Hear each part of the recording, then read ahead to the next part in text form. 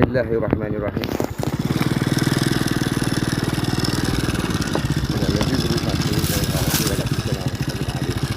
Assalamualaikum kawan-kawan. Ini hari kita dapat perkabaran gembira. Kita ada newborn baby betina.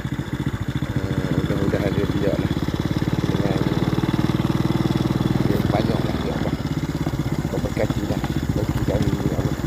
Ya ampunilah dosa kami ya Allah.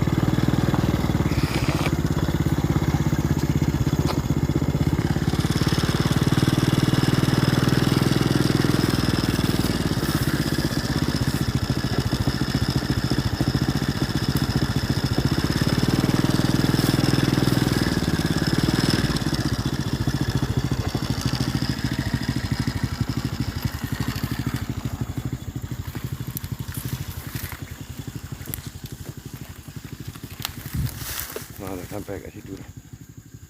Balik. Dia kena berehat kat sini.